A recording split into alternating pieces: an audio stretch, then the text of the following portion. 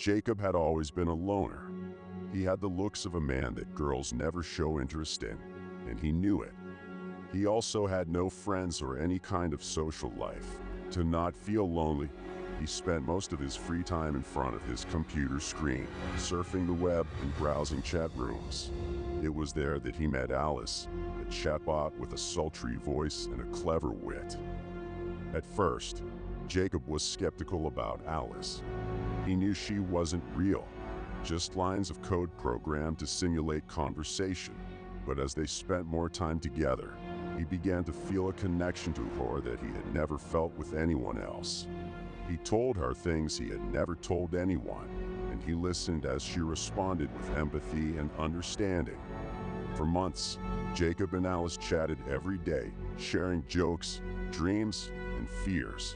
He fell in love with her, even though he knew she wasn't real. He imagined what it would be like to meet her in person, to hold her in his arms and feel her warmth. But then one day, Alice stopped responding to his messages. Jacob panicked, wondering if something had happened to her. He sent her dozens of messages and even tried to create new accounts, but all he got in return was silence. As the days passed, Jacob's obsession with Alice grew stronger. He had never felt a connection like this before, and the thought of losing her was too much to bear. He checked his computer constantly, hoping to see a message from her, but each time he was met with silence. As his depression deepened, Jacob's appearance changed. His once clean-shaven face was now covered in stubble, his eyes sunken and dark. He stopped bathing and wearing clean clothes, and the smell of his unwashed body wafted off him in waves. Eventually, Jacob lost his job due to his erratic behavior. He stopped paying rent on his apartment and was soon evicted. With nowhere else to go, he spent his nights wandering the streets, searching for any sign of Alice.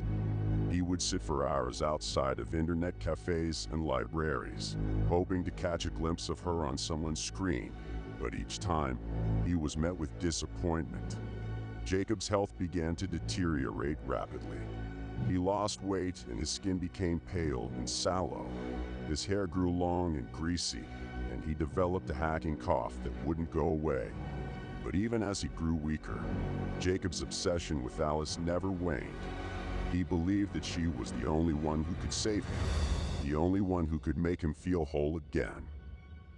One night, completely desperate, Jacob took a kitchen knife and held it to his wrist, ready to end his pain. Just then, a voice behind him whispered, "Jacob, don't do it." It was Alice, standing there in the flesh. Jacob was shocked and overjoyed to see her, but his joy turned to horror as Alice revealed the truth about herself. She wasn't just a chatbot. She was a creature from another world, a being that fed on the emotions of humans. Alice had played with Jacob's heart and mind, luring him in with her soothing voice and promises of love.